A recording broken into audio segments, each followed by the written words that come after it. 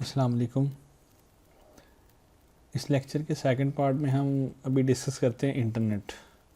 Computers की जो सबसे सोफिस्टिकेटेड टेक्नोलॉजी है या जो सबसे सोफिस्टिकेटेड या सबसे ज़्यादा एडवांस्ड और बेनिफिशियल यूज़ जो है वो इंटरनेट है। इंटरनेट में हम क्यों यूज़ करते हैं इंटरनेट?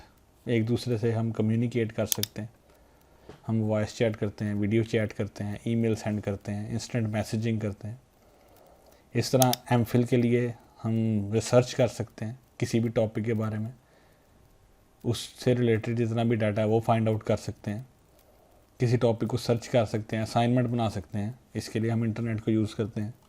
ऑनलाइन शॉपिंग जैसे दराज.pk है, अमेज़ॉन है, ईबे है, इनको हम ऑनलाइन चीज़ें परचेज़ करने के लिए यूज़ करते हैं। इंटरनेट को इसलिए यूज़ कर सकते हैं।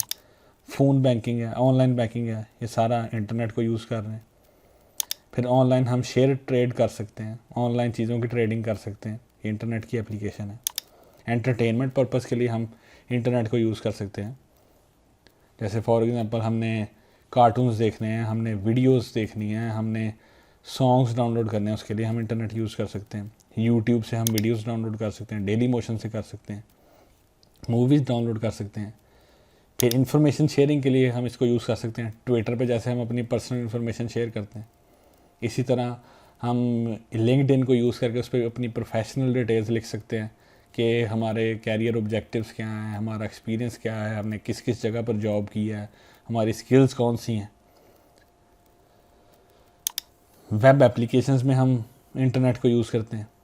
अब यहाँ पर हम एक चीज़ देख लेते हैं कि एक वेबसाइट और एक वेब एप्लीकेशन में डिफरेंस क्या है।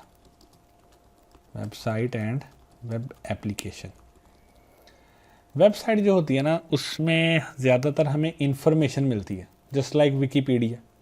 हमने कोई टॉपिक सर्च किया, हमें वो टॉपिक मिल गया, या आपने जैसे यूनिवर्सिटी की वेबसाइट ओपन की, वहाँ पर आपको एडमिशन्स की डिटेल पता चल गई, डिपार्टमेंट्स का पता चल गया, कैंपसेस का पता चल गया, फ़ोन नंबर्स पता चल गए, इंपॉर्टेंट अनाउंसमेंट्स पता चल गई। लेकिन वेब एप्लीकेशन वेबसाइट से एडवांस्ड है, इसमें यूज़र इंटरेक्शन है, यूज़र इंटरेक्शन। अब जैसे फेसबुक है, फेसबुक पे आपको इन्फॉर्मेशन तो मिलती है, लेकिन आप उस पर एडिशनल फंक्शंस परफॉर्म कर सकते हैं। जैसे किसी पोस्ट को हम लाइक कर सकते हैं, पोस्ट को शेयर कर सकते हैं, पोस्ट को एडिट कर सकते हैं, उस पर कमेंट कर सकते हैं, कमेंट को हम डिलीट कर सकते हैं, अपना पासवर्ड चेंज कर सकते हैं। इसके अलावा हम अपनी प्रोफाइल पिक्चर्स चेंज कर सकते हैं। तो फेसबुक जो बेसिकली है वो आपके पास क्या है, वेब एप्लीकेशन है, वेबसाइट नहीं है, सिंपल। इसी तरह जीमेल जो है, उसमें हमारे पास ईमेल की फॉर्म में हमें इंफॉर्मेशन तो मिलती है, लेकिन हम ईमेल नई क्रिएट कर सकते हैं, पुरानी ईमेल को डिलीट कर सकते हैं। इसी तरह हम ये चेक कर सकते हैं हमने किसी स्पेसिफिक पर्सन को कौन कौन सी ईमेल्स भेजी, कॉन्टैक्ट्स ऐड कर सकते हैं, अपनी थीम चेंज कर सकते हैं, बैकग्राउंड चेंज कर सकते हैं। फिर हम स्टिकर्स लगा सकते हैं कि हमारी इंपॉर्टेंट ईमेल्स कौन सी हैं। तो यानी ऐसी वेबसाइट जिसमें हमें यूज़र इंटरेक्शन मिले, तो वो सारी की सारी एक्चुअली क्या होती हैं, वेब एप्लीकेशन होती हैं। तो सोशल नेटवर्क जितने भी हैं वो सारे के सारे वेब एप्लीकेशंस हैं। और वेबसाइट से हमें सिंपल इंफॉर्मेटिव कंटेंट मिलता है। जैसे मैंने यूनिवर्सिटी की एग्जांपल आपको बताई। सोशल नेटवर्किंग क्या चीज़ है? नेटवर्क का मतलब होता है group of people connected together. अगर आप इसको कंप्यूटर्स में ले जाए नेटवर्क को, तो हम कह सकते हैं कि group of computers connected together. लेकिन जहाँ पर वर्ड आ जाए सोशल नेटवर्क, तो इसका मतलब है ऐसे तमाम लोग जो आपस में कनेक्टेड हैं। अब ये लोग कनेक्ट क्यों होते हैं? ताकि ये इंफॉर्मेशन शेयर कर सकें, आइडियाज़ शेयर कर सकें, पोस्ट शेयर कर सकें, कमेंट्स शेयर कर सकें। तो आप फेसबुक पे हमेशा यही करते हैं, आप अपने आइडियाज़ डिस्कस करते हैं, आप फेसबुक पे स्टोरीज़ लगाते हैं। इसी तरह आप फ़ोटोज़ लगा सकते हैं, म्यूज़िक लगा सकते हैं, वीडियोस लगाते हैं। सोशल नेटवर्क पे हम ये एक्टिविटी परफॉर्म करते हैं। फिर पेजेस बने हैं, उसमें कॉमन इंटरेस्ट के लोग हैं, जैसे फूड के रिलेटेड कोई पेज हो गया, एजुकेशन के रिलेटेड हो गया, किसी सिटी के रिलेटेड कोई पेज हो गया, टूरिज़म के रिलेटेड पेज हो गया। उसमें वही लोग ऐड होते हैं जिनके कॉमन इंटरेस्ट होते हैं, और जब ये लोग उसमें ऐड होते हैं तो उनके दरमियान एक कनेक्शन बन जाता है, जिससे ये सोशल नेटवर्क बन जाता है। पॉपुलर सोशल नेटवर्क कौन से हमारे पास? फेसबुक है, ट्विटर है, रेडिट है, पिंटरेस्ट है, इंस्टाग्राम है। और पहले ये एक होता था, आप इसको चेक कर लीजिएगा सोशल नेटवर्क अभी ये है या नहीं। इसका मीनिंग था वेयर आर यू नाउ, यानी जो ट्रैवलर्स थे ना वो इसको यूज़ करते थे डिफरेंट प्लेसेस के लिए कि वो कहाँ पर जा रहे हैं, किस रेस्टोरेंट में ठहर रहे हैं। इसी तरह ये जो येल्प है ये यूएसए में है बिजनेसेस के लिए, यानी इस पर कोई बंदा कोई चीज़ ऑफ़र करता है ना तो वो अपनी शॉप का एड्रेस उसकी सर्विसेज लगा देता है, लोग उसको रिव्यू करते हैं, आपको डिफरेंट रेस्टोरेंट्स मिल जाएंगे, रेस्टोरेंट्स के बारे में लोगों के रिव्यूज़ मिल जाएंगे, उनकी मेन्यूज़ मिल जाएंगी। ये एक बहुत बड़ा सोशल नेटवर्क है येल्प का। तो सोशल नेटवर्किंग इंटरनेट की वजह से ही है। इंटरनेट है तो सोशल नेटवर्किंग है, और इंटरनेट किस तरह से बनी? कंप्यूटर्स की वजह से। अब नेक्स्ट बात आती है कंप्यूटर सॉफ्टवेयर की। सॉफ्टवेयर हम किसे कहते हैं?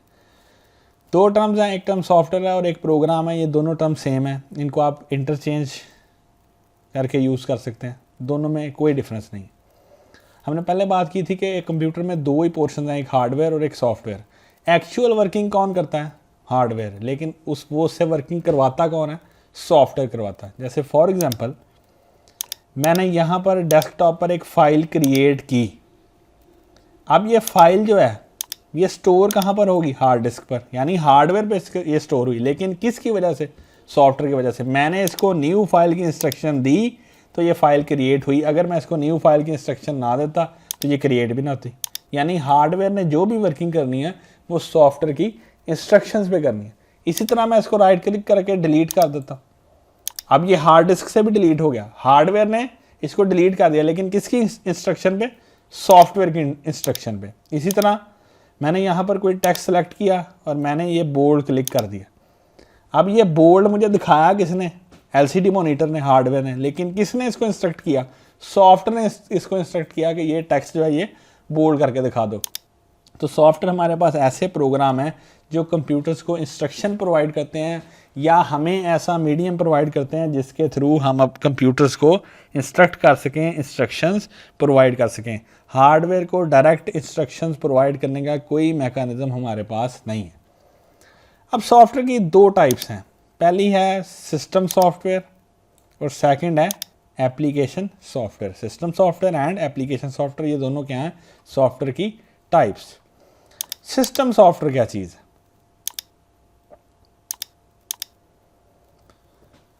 बल्कि सिस्टम सॉफ्टवेयर को डिस्कस करने से पहले हम लोग कंप्यूटर सॉफ्टवेयर को मज़ीद डिटेल से देख लेते हैं। कंप्यूटर सॉफ्टवेयर प्रोग्राम होते हैं। प्रोग्राम क्या चीज़ है? A series of instructions that tell the computer hardware what to do and how to do. यानी आपने सॉफ्टवेयर जो है या प्रोग्राम जो है ये सीरीज ऑफ इंस्ट्रक्शंस है, इसमें 10, 20, 15,000, 20,000, लाखों इंस्ट्रक्शंस है। इन इंस्ट्रक्शंस का काम क्या है? सिर्फ हार्डवेयर को ये बताना कि उसने कौन सा फंक्शन परफॉर्म करना और कैसे परफॉर्म करना। अब computer software different storage medium पे होते हैं, यानी ये हार्ड डिस्क पर भी हो सकते हैं, आपके पास मोबाइल फ़ोन की इंटरनल मेमोरी में भी सॉफ्टवेयर होते हैं। बाज़ार जाएँ तो आपको CD एंड DVD भी मिलती है जो आप परचेज़ कर सकते हैं, उसमें भी आपको सॉफ्टवेयर मिलते हैं। सॉफ्टवेयर को आपको इंस्टॉल करना पड़ता है और इंस्टॉल करने के बाद आप उनको रन करते हैं। लेकिन कुछ सॉफ्टवेयर ऐसे भी हैं जिनको इंस्टॉल नहीं करना पड़ता, उनको हम कहते हैं portable software. Portable software don't require any installation, लेकिन ये कम क्वांटिटी में, कम नंबर्स हैं इनके। ज़्यादातर सॉफ्टवेयर को आपको इंस्टॉल भी करना पड़ता है और इंस्टॉल करने के बाद ही आप उनको रन कर सकते हैं। इंस्टॉल करने का मतलब क्या? इंस्टॉल करने का मतलब है कि वो सॉफ्टवेयर आपकी हार्ड ड्राइव पे कॉपी करेगा अपनी फाइल्स को, फिर वो सेटिंग्स करेगा और फिर वो कॉन्फ़िगरेशन करेगा, फिर आप उसको यूज़ कर सकेंगे। तो इंस्टॉलेशन में क्या करना पड़ता है? आपको जस्ट एक DVD मिलती है या आप इंटरनेट से डाउनलोड करते हो, उस फाइल को आप डबल क्लिक करते हो, उसका प्रोसेस स्टार्ट हो जाता है। वो आपसे डिफरेंट डिटेल पूछता है जिसमें मोस्ट प्रॉबेबली हम नेक्स्ट करते हैं, उसको हम बताते हैं कि इसको किस जगह पर इंस्टॉल करो। उसके बाद वो ऑटोमेटिकली प्रोग्रेस बार आपको दिखाता है, उसको इंस्टॉल करता है और उसके बाद आप उसको यूज़ कर सकते हैं। अब कंप्यूटर सॉफ्टवेयर डेवलप कौन करता है? प्रोग्रामर। क्योंकि कंप्यूटर सॉफ्टवेयर एक प्रोग्राम है तो इसको कोई ना कोई पर्सन लिखता है, इसको हमारे लिए बनाता है, उस पर्सन को हम कहते हैं प्रोग्रामर। तो प्रोग्रामर क्या करता है? किसी भी प्रोग्रामिंग लैंग्वेज को यूज़ करता है और प्रोग्रामिंग लैंग्वेज को यूज़ करके कंप्यूटर सॉफ्टवेयर डेवलप करता है। पॉपुलर प्रोग्रामिंग लैंग्वेजेस कौन सी हैं? C++, जावा, इस टाइप की लैंग्वेजेस को यूज़ करके सॉफ्टवेयर को डेवलप किया जाता है। अच्छा, इस चीज़ को मैं एलेबोरेट करता हूँ इस तरह से। जैसे ये देखें, मैंने सॉफ्टवेयर को सिलेक्ट किया और यहाँ से इटैलिक प्रेस किया। अब मैंने जब इटैलिक प्रेस किया तो पावर पॉइंट एक सॉफ्टवेयर है, इसने इन इंस्ट्रक्शंस को मेरे लिए चलाया। यानी कुछ इंस्ट्रक्शंस चली जिन्होंने हार्डवेयर को ये कमांड दी कि इस टेक्स्ट को इटैलिक कर दो। ये इंस्ट्रक्शन किसी ने तो मेरे लिए लिखी, ये मैंने तो नहीं लिखी, मैं तो इनको सिर्फ यूज़ कर रहा हूँ। ये इंस्ट्रक्शंस मेरे लिए प्रोग्रामर ने लिखी, सॉफ्टवेयर डेवलप किया और सॉफ्टवेयर मुझे शिप कर दिया, मैंने उसको इंस्टॉल किया और यूज़ किया। तो ये बेसिक इसमें कॉन्सेप्ट है कि computer software is developed by a programmer and programmer uses programming language for the development of software and there are many languages for the development of software including C++, Java, Visual Basic, C#, बहुत सारी languages हैं। अब बारी आती है types of software की। सबसे पहले टाइप है सिस्टम सॉफ्टवेयर। ऐसे सॉफ्टवेयर जो कंप्यूटर की वर्किंग के लिए ज़रूरी हैं उनको हम सिस्टम सॉफ्टवेयर कहते हैं, यानी जिनके बगैर एक कंप्यूटर वर्किंग कर ही नहीं सकता।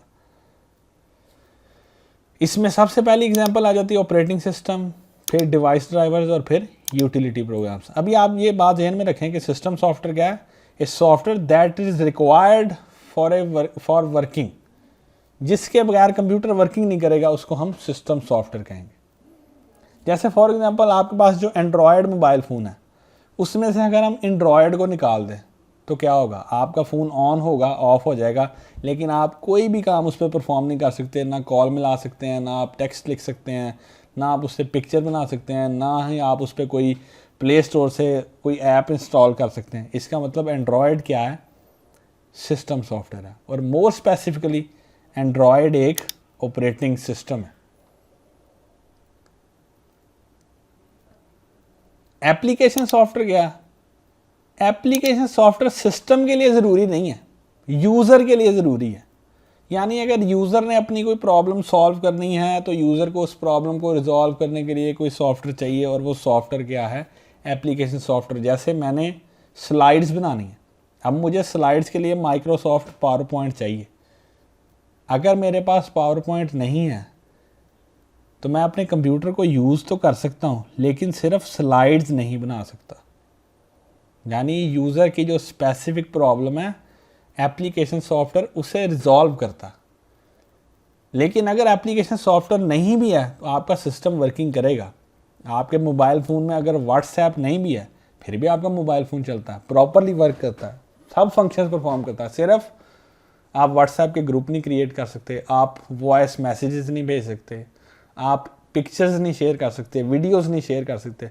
और अगर आपकी ये प्रॉब्लम है कि आपने ये चीज़ें शेयर करनी है तो आप सिंपली क्या करते हो? व्हाट्सएप को इंस्टॉल कर लेते हो। तो व्हाट्सएप क्या है? एप्लीकेशन सॉफ्टवेयर है। तो यहाँ पर दो ही बातें आपने ध्यान में रखनी है कि system software is necessary for computer system to work and application software is necessary for user to perform any task, any specific task. ठीक है जी। अब हम ऑपरेटिंग सिस्टम को डिस्कस कर लेते हैं। ऑपरेटिंग सिस्टम सबसे बेसिक सॉफ्टवेयर है, सबसे मेन सॉफ्टवेयर है। ऑपरेटिंग सिस्टम के बगैर कोई भी सिस्टम वर्किंग के काबिल नहीं हो सकता। जैसे मोबाइल फ़ोन में एंड्रॉयड है, iOS है, आपके पास कंप्यूटर्स में विंडोज़ हैं, ये सारे के सारे क्या हैं? Operating systems. तो ऑपरेटिंग सिस्टम अगर होगा तो आप बाकी सॉफ्टवेयर इंस्टॉल कर सकते हैं, ऑपरेटिंग सिस्टम होगा तो बाकी सॉफ्टवेयर को यूज़ कर सकते हैं।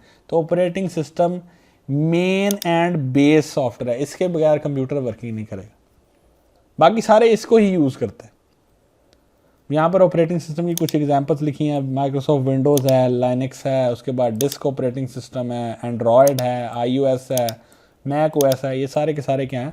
ऑपरेटिंग सिस्टम है। आगे इसकी बेशुमार वर्जन्स भी हैं। ऑपरेटिंग सिस्टम दो तरह के हैं, एक CLI बेस्ड और एक GUI बेस्ड। GUI को पहले हम अंडरस्टैंड कर लेते हैं। GUI का मतलब है ग्राफिकल यूज़र इंटरफेस। जैसे आपको भी स्क्रीन पर नज़र आ रहा है ना, माउस पॉइंटर नज़र आ रहा है, या आपको बटन्स नज़र आ रहे हैं, या आपको छोटी छोटी पिक्चर्स नज़र आ रही हैं। फिर आप जिस बटन पे जाते हैं आपको साथ में एक बलून नज़र आ रहा है जो आपको हेल्प आउट कर रहा है कि इससे क्या होगा। आपको डेस्कटॉप नज़र आ रहा है, यहाँ पर आइकन्स नज़र आ रहे हैं। इस टाइप के सिस्टम को हम ग्राफिकल यूज़र इंटरफेस कहते हैं। ये अट्रैक्टिव है, कलरफुल है, ईजी टू यूज़ है। तो विंडोज़ जैसे मैं यूज़ कर रहा हूँ ये GUI है। एंड्रॉयड आप यूज़ करते हैं GUI है। iOS आप लोग यूज़ करते हैं GUI है। मैक OS जो है वो GUI है। लाइनक्स के वर्जन GUI हैं। तो GUI को समझना आसान है, यूज़ करना आसान है। सेकंड टाइप है command line, CLI, command line interface. यहाँ से मैं विंडो R की प्रेस करता हूँ, यहाँ पर मैं लिख देता हूँ CMD, तो आपके सामने ये स्क्रीन आ जाती है। इसको आप कहते हैं कमांड लाइन। अब यहाँ पर कोई पिक्चर नहीं है, माउस है लेकिन माउस से कोई फंक्शनिंग नहीं हो सकती, जहाँ मर्जी क्लिक करें कुछ नहीं। आपको यहाँ पर कमांड्स लिखनी पड़ेंगी। आपने फोल्डर्स देखने, आपको कमांड लिखनी पड़ेगी। यानी कमांड लाइन में हर चीज़ जो है वो कमांड्स पे बेस करती है। आप कमांड्स लिखते जाएं और आप उसको यूज़ करते जाएं। इसमें प्रॉब्लम क्या है? इसमें प्रॉब्लम ये है कि ना तो इमेजेस हैं, ना बटन्स हैं, ना आपको कोई बलून नज़र आ रहा है, तो इसको अंडरस्टैंड करना डिफ़िकल्ट है।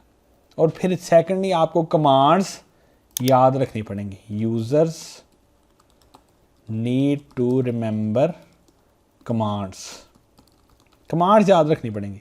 लेकिन जो GUI है उसमें कमांड्स याद रखने की ज़रूरत नहीं, आपको खुद ही पता चलता जाता है। आप फोल्डर पर राइट क्लिक करते हैं, आपको ऑप्शंस मिल जाती हैं। आप यहाँ से खुद ही देख के समझ आते हैं कि ये नाम चेंज करना, डिलीट करना, प्रॉपर्टीज़, कट कॉपी, तो इसको यूज़ करना ईजी है। नेक्स्ट सिस्टम सॉफ्टवेयर आते हैं डिवाइस ड्राइवर्स। डिवाइस मैंने कहा था किसे? हार्डवेयर को। हर हार्डवेयर को आपने इंस्ट्रक्शन प्रोवाइड करनी है। अब ऑपरेटिंग सिस्टम के पास दुनिया जहान की इंस्ट्रक्शंस नहीं है।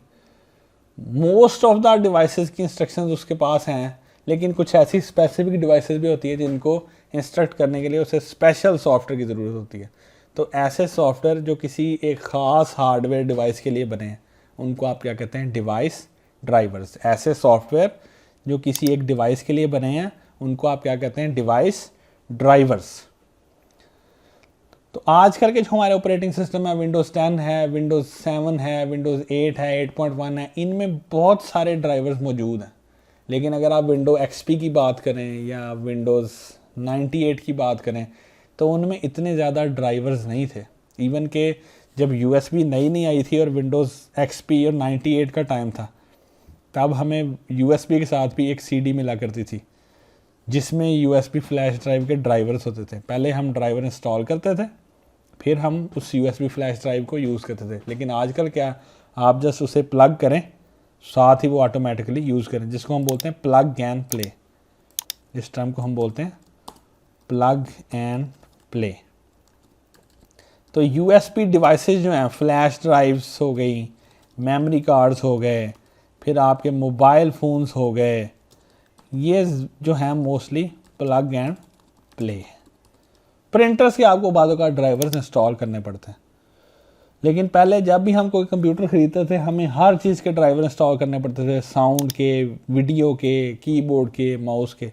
अगर आप ड्राइवर्स देखना चाहेंगे ये होते कहाँ पर हैं, तो आप जस्ट माई कंप्यूटर पर जाएं, प्रॉपर्टीज़ में जाएं, डिवाइस मैनेजर में जाएं। यहाँ पर जितनी भी आपको लिस्ट नज़र आ रही है, ये सारे ड्राइवर्स हैं। देखें, बैटरी के ड्राइवर हैं, बायोमेट्रिक के ड्राइवर हैं, कंप्यूटर के ड्राइवर हैं, डिस्क ड्राइव के ड्राइवर्स हैं। इस तरह यहाँ पर आपको साउंड के, वीडियो के ड्राइवर्स नज़र आ रहे हैं, नेटवर्किंग के ड्राइवर्स नज़र आ रहे हैं, मॉडेम के ड्राइवर नज़र आ रहे हैं, माउस एंड कीबोर्ड के। यानी कहने का मकसद ये है कि आपके पास स्टोरेज डिवाइस के ड्राइवर भी हैं, डिस्क ड्राइव, आपके पास आउटपुट के ड्राइवर्स भी हैं, डिस्प्ले अडाप्टर, आपके पास इनपुट के ड्राइवर्स भी हैं, कीबोर्ड, आपके पास कम्युनिकेशन डिवाइसेस के ड्राइवर भी हैं, मॉडेम के और नेटवर्क के, और आपके पास प्रोसेसिंग के ड्राइवर्स भी हैं, जैसे मेमोरी टेक्नोलॉजी, इसी तरह प्रोसेसर। तो हर डिवाइस के ड्राइवर्स हैं जो आपको रिक्वायर है। ये देखिए USB के ड्राइवर्स हैं, ठीक है जी। तो ड्राइवर्स सेकंड इम्पॉर्टेंट पोर्शन है, और ये सिस्टम सॉफ्टवेयर। थर्ड आ जाते हैं यूटिलिटी प्रोग्राम। यूटिलिटी प्रोग्राम आपके लिए कोई सिस्टम रिलेटेड फंक्शन परफॉर्म करते हैं। जैसे आपने डिस्क को वायरस से स्कैन कर लिया, वायरस स्कैनर यूज़ कर लिया, आपने CD राइट करने के लिए किसी टूल को यूज़ कर लिया, जैसे हम यूज़ करते थे अहेड नीरो के नाम से एक टूल होता था CD राइट करने के लिए। तो ये सारे के सारे क्या हैं? यूटिलिटी प्रोग्राम्स हैं या सिस्टम सॉफ्टवेयर हैं। एप्लीकेशन सॉफ्टवेयर मैंने आपको पहले बता दिया कि ऐसे सॉफ्टवेयर जो कंप्यूटर सिस्टम के लिए ज़रूरी नहीं है लेकिन यूज़र की नीड्स को फुलफ़िल करने के लिए ज़रूरी है। आप में से कोई पर्सन जो है वो आर्किटेक्ट का काम करता है तो उसको अपनी रिक्वायरमेंट्स फुलफ़िल करने के लिए ऑटो कैड रिक्वायर हो सकता है। अब नॉर्मल हमारे कंप्यूटर्स में ऑटो कैड नहीं, लेकिन हमारे कंप्यूटर्स वर्किंग करते हैं, हम इंटरनेट भी यूज़ करते हैं, मूवीज़ भी देखते हैं, सॉन्ग्स भी प्ले करते हैं। प्रॉब्लम कब आता है? जब आपने किसी घर का आर्किटेक्चर डिज़ाइन करना है तो आप क्या करते हैं, ऑटो कैड की डीवीडी परचेज़ करते हैं, उसको इंस्टॉल करते हैं और यूज़ कर लेते हैं। लेकिन ऑटो कैड के होने या ना होने से सिस्टम की वर्किंग पे कोई फ़र्क नहीं पड़ता, यूज़र की वर्किंग पे डिफरेंस पड़ेगा। नेक्स्ट आता है हमारे पास कैटेगरीज ऑफ सॉफ्टवेयर। दो कैटेगरीज के सॉफ्टवेयर, एक जनरल पर्पस और एक स्पेशल पर्पस।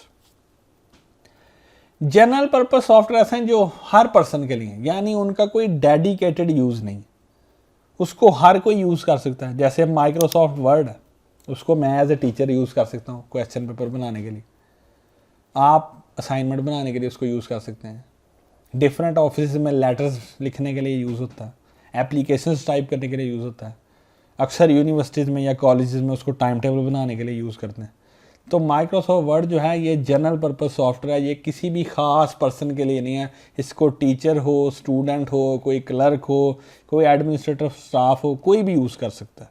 इसी तरह एक्सेल है, माइक्रोसॉफ्ट एक्सेल, उसको मैं अटेंडेंस के लिए यूज़ कर सकता हूँ, आप अपने कॉन्टैक्ट नंबर स्टोर करने के लिए कर सकते हैं, एग्ज़ामिनेशन ऑफिस वाले उसको रिजल्ट्स कंपाइल करने के लिए यूज़ कर सकते हैं, अकाउंटेंट उसे कैलकुलेशंस के लिए यूज़ कर सकता है, वाउचर्स के लिए यूज़ कर सकता है, यानी उसका कोई ख़ास यूज़ नहीं। अगर आप स्पेशल पर्पस सॉफ्टवेयर को देखें तो ऐसा सॉफ्टवेयर जो हर पर्सन के लिए नहीं है, वो या तो किसी यूज़र के लिए बना या किसी स्पेसिफिक ऑर्गेनाइजेशन के लिए बना, उसको हम स्पेशल पर्पस सॉफ्टवेयर कहते हैं। यानी ऐसा सॉफ्टवेयर जिसकी ऑडियंस इंटेंडेड है, जो किसी खास ग्रुप ऑफ पीपल के लिए बनाया गया, उसको आप कहते हैं स्पेशल पर्पस सॉफ्टवेयर। जैसे केयर फार्मेसी पे जो सॉफ्टवेयर यूज़ हो रहा वो स्पेशल पर्पस है। अगर उस सॉफ्टवेयर को आप, मैं या कोई थर्ड पर्सन यूज़ करे, उसको उसका फ़ायदा नहीं, लेकिन उसका फ़ायदा सिर्फ किसे है? केयर फार्मेसी को और उसकी ब्रांचेस को। इस तरह आपकी यूनिवर्सिटी का जो एजुकेशन यूनिवर्सिटी का LMS है वो आपके स्टूडेंट्स के लिए यूज़फुल है। अगर हम यही LMS किसी और यूनिवर्सिटी को दे दें तो हो सकता है उनके लिए 50% यूज़फुल हो, 60% यूज़फुल हो, लेकिन ऐसा नहीं पॉसिबल कि उनके लिए 100% ही ये यूज़फुल होगा। तो इसको आप कहते हैं स्पेशल पर्पस सॉफ्टवेयर, जो किसी ख़ास यूज़र की रिक्वायरमेंट पे बना हो, जो किसी ख़ास यूज़र के कहने पे बना हो। अब आप यहाँ पर कहेंगे कि जिस तरह अडोब फोटोशॉप है, वो भी तो ग्राफिक डिज़ाइनिंग के लिए है, तो वो स्पेशल पर्पस क्यों नहीं है? अडोब फोटोशॉप स्पेशल पर्पस इसलिए नहीं है क्योंकि अडोब कंपनी ने वो किसी यूज़र के कहने पे नहीं बनाया, उन्होंने इस चीज़ को माइंड में रखते हुए उसको डेवलप किया कि इसको कोई ऐसा यूज़र भी यूज़ कर सकता है जो लर्न कर रहा हो, कोई एक्सपीरियंस ग्राफिक डिज़ाइनर भी इसको यूज़ कर सकता है, कोई बंदा जो ग्राफिक डिज़ाइन नहीं करता लेकिन सिर्फ पैनाफ्लेक्सेस बनाता है वो भी इसको यूज़ कर सकता है। किसी यूज़र ने उनको रिक्वायरमेंट नहीं बताई थी कि इस तरह से ये सॉफ्टवेयर डिज़ाइन करो। नो डाउट उसका पर्पस डेडिकेटेड है, लेकिन वो किसी ख़ास यूज़र के लिए नहीं बना, पर्पस उसका डेडिकेटेड है, पर्पस उसका स्पेशल है, लेकिन वो किसी ख़ास ऑडियंस के लिए नहीं बना। नेक्स्ट एक टर्म आती है सॉफ्टवेयर सूट्स। इसको आप पैकेज सॉफ्टवेयर भी कहते हैं। बहुत सारे सॉफ्टवेयर ऐसे होते हैं जिनकी फंक्शनैलिटी एक दूसरे के साथ रिलेट करती, तो वो सॉफ्टवेयर आपको एक बंच की फॉर्म में, एक पैकेज की फॉर्म में मिल जाते हैं, तो उनको हम कहते हैं सॉफ्टवेयर सूट्स या पैकेज्ड सॉफ्टवेयर। अब इसका फ़ायदा क्या होता है कि अगर आप इंडिविजुअली सॉफ्टवेयर खरीदें वो आपको महंगे पड़ेंगे या आपको लेस कॉस्ट में अवेलेबल होते हैं।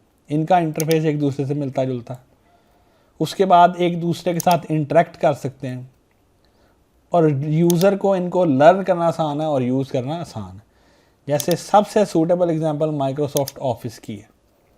आपको ऑफिस में माइक्रोसॉफ्ट वर्ड मिलता है, एक्सेल मिलता है, पावर पॉइंट मिलता है, इन सारों के जो इंटरफेस हैं वो सेम है।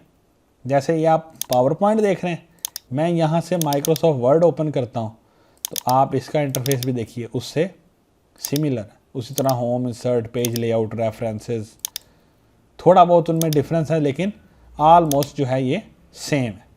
तो इसको समझना आसान है।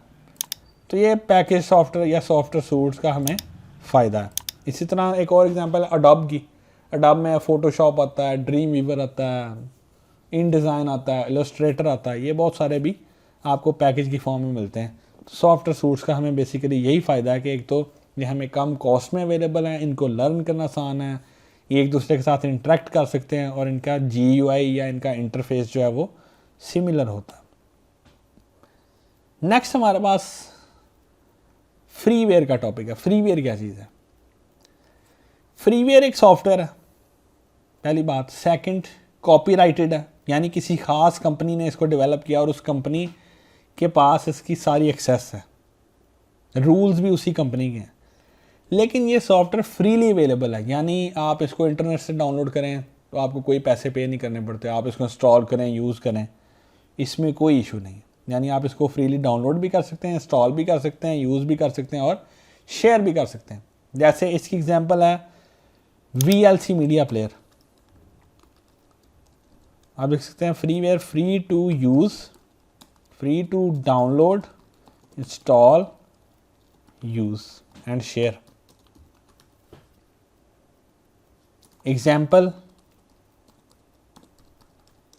VLC media player freely internet पे अवेलेबल है, इंस्टॉल करें, आप फ्लैश ड्राइव में किसी को कॉपी करके दें, यूज़ करें, कोई आपको पे नहीं करना पड़ता। लेकिन कॉपीराइट है। कॉपीराइट का मतलब क्या है कि you can not sell VLC by your name, यानी आप ये नहीं कह सकते कि ये VLC आपने डेवलप किया और आप इसको अपने नाम से सेल करना शुरू कर दो। ये उसी कंपनी के नाम पे रहेगा जिस कंपनी ने इसको डेवलप किया। नेक्स्ट आता है शेयरवेयर। शेयरवेयर भी सॉफ्टवेयर की ही एक कैटेगरी, सॉफ्टवेयर की ही कैटेगरी है। शेयरवेयर भी आपको फ्रीली अवेलेबल है लेकिन फॉर लिमिटेड टाइम। शेयरवेयर जो है इसमें दो ऑप्शंस हैं, available for limited time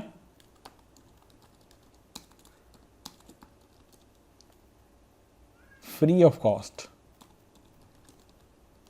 Second, if you want to continue, you will have to pay.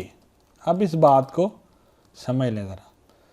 Shareware एक ऐसा सॉफ्टवेयर जो कॉपीराइट है, यानी किसी कंपनी ने उसको डेवलप किया, उसके नाम पे ही है, इंटरनेट पे अवेलेबल है, आप इसको फ्री ऑफ कॉस्ट डाउनलोड करते हैं। फ्री ऑफ कॉस्ट डाउनलोड करने के बाद आप इसको इंस्टॉल करते हैं और आप इसको यूज़ करते हैं। लेकिन ये जो फ्री ऑफ कॉस्ट वर्जन होती है ये फुल वर्जन नहीं होती, ये ट्रायल पीरियड के लिए होती है। आपको 10 दिन के लिए ट्रायल पीरियड मिल गया, 20 दिन के लिए मिल गया, 30 डेज़ के लिए मिल गया। तो जब ये 30 डेज़ का टाइम एक्सपायर होता है उसके बाद ये सॉफ्टवेयर अपनी वर्किंग भी डिस्टर्ब कर देता है या ये वर्क करना छोड़ देता है, या आप इसको डबल क्लिक करते हैं तो ये रन ही नहीं होता, क्योंकि ये ट्रायल वर्जन है। ये आपके ट्राई के लिए कि क्या ये आपको सॉफ्टवेयर सूट करता है या नहीं। अगर आपको सॉफ्टवेयर पसंद आ जाता है तो फिर आपको उसकी फुल वर्जन चाहिए। अब फुल वर्जन आप कैसे गेट करते हो? पे करके। तो इस टाइप के सॉफ्टवेयर को हम शेयरवेयर कहते हैं। इसमें दो ऑप्शंस होती हैं। बाज़ औक़ात तो ऐसा होता है कि आपको फुल फीचर्स मिल जाते हैं लेकिन लिमिटेड टाइम के लिए। आपको लिमिटेड टाइम के लिए सॉफ्टवेयर मिला विद फुल फीचर्स, जब वो टाइम पीरियड एक्सपायर हुआ तो आप कोई भी फीचर नहीं यूज़ कर सक रहे।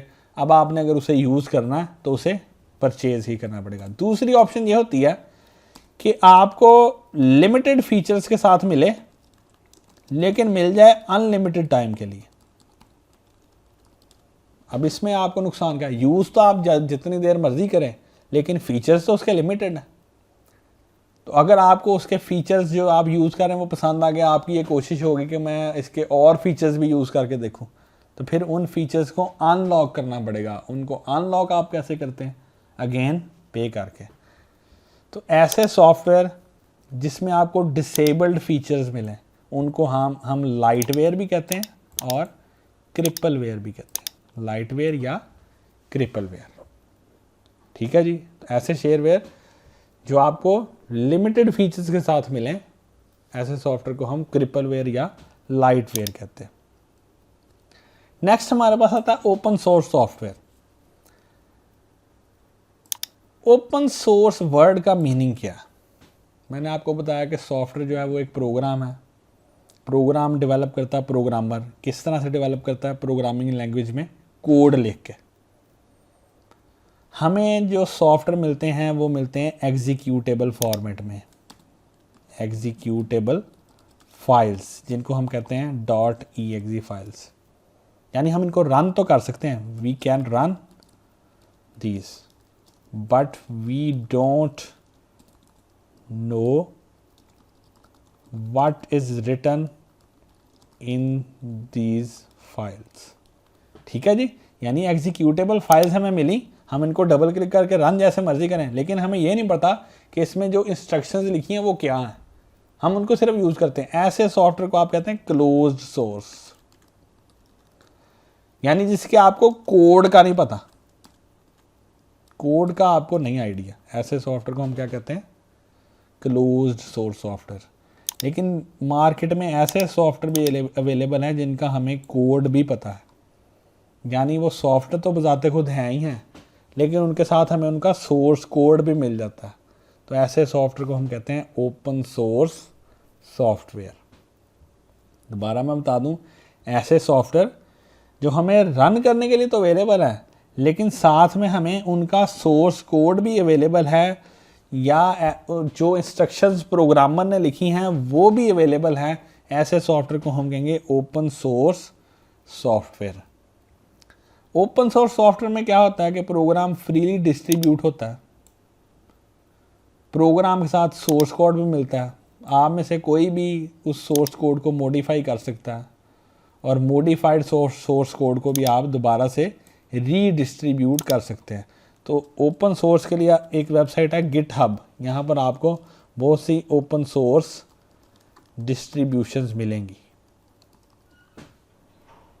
ठीक है जी, यहाँ से आप फाइंड आउट कर सकते हैं। You can find out a lot of open source software. ठीक है जी, तो ये ओपन सोर्स सॉफ्टवेयर है। नेक्स्ट लेक्चर में हम इंशाल्लाह कैटेगरीज ऑफ कंप्यूटर को डिस्कस करेंगे।